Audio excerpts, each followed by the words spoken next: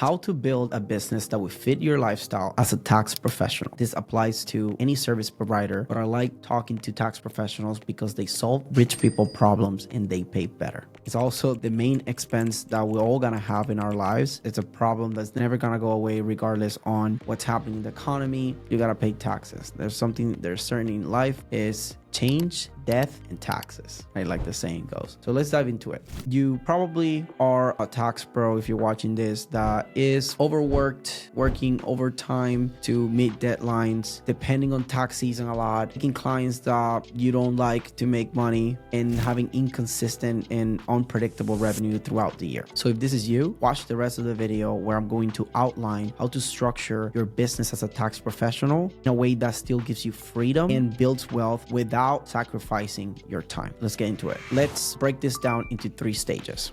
The first stage is where you have to build your skill set. 3 main skills that you need to have are the technical side. So you need to understand taxes, how they work, or at least have the right support. So have CPAs, EAs on hand that you can bring if you want to focus on the second skill that I want to mention, which is the marketing and sales, right? So being able to let people know what you do and be very good at closing clients. So you can be really good at that and then pass on that into contractors and be fine with that. But as a tax professional, you should know, so you at least know when to hire, you need to step up, right? Especially in the beginning, right? This is something that you should definitely learn. It's great knowledge to have. If you're educating the other stages where I'm going to talk, you need the knowledge. You want to move away from the technical work, having the skills on marketing and sales so you can let people know who you are and close them. And then the third thing is having the right mindset, feeling like you deserve to make a lot of money. Because if you don't feel like you deserve to make a lot of money and serve clients in a bigger way so you can make more money and then spend less time in having a bigger output, then you're never going to be able to do it, right? So recap that first stage, it's where we get the skill sets, working on the technical side, marketing and sales, letting people know about you and being able to close clients. And third is having the mindset. I would say like it comes even before the sales,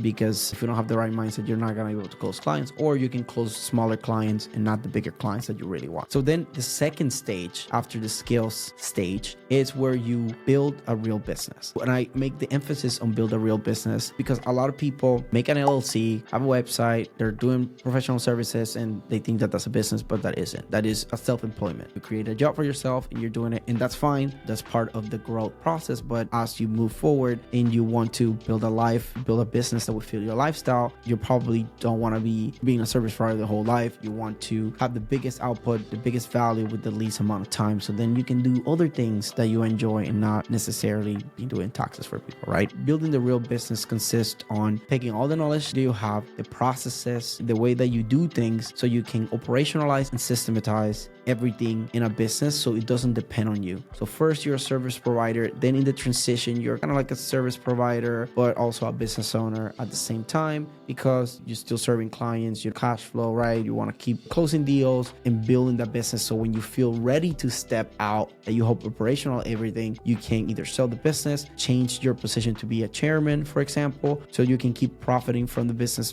multiple different ways. And now when you're ready to step out and let the business run without you, that's when you go into the third stage, which is the thought leadership. In here, you're not doing any technical work. You want to avoid as much client work as possible unless you're doing something like coaching. In here, the best ways that I've seen people monetizing in this area is thought leadership is getting the most authority and visibility possible. Basically, right? You have all the street cred, right? You have the authority because you have been building your skills, build that business. You have to work on your unique selling proposition to be able to get that piece of the market. So with that uniqueness, that's what you bring now into the thought leadership and start teaching the masses, right? It resonated clearly because you were able to build a business. So now is how do I take this to the most amount of people as possible in the most authoritative way, so then I can either feed my business or multiple businesses at this point, right? If you have other businesses, or you can have joint venture partners where you send these deals. Great ways to monetize the thought leadership part. There's 3 components that are really seen working nowadays: having a community, having a program like an accelerator, and then having retreats. So these are 3 different avenues that people can come into your ecosystem by just focusing on that thought leadership, on how many people can I reach out, creating a lot of content, long form in YouTube, through short form, through social media, and being able to serve as many people as possible, and then put them into your community. That can include courses and accelerators, also in retreats. That now this is where you can monetize occasions, basically, where you solidify relationships with people in the community, people in the programs, both of them, right? Unite everybody in your ecosystem, and you can shake their hands and really have that one-to-one experience into conversations in a scalable way, right? Like, oh, there's every year there's a retreat, you can go to that and then get access to this person. Now that this stage 3, which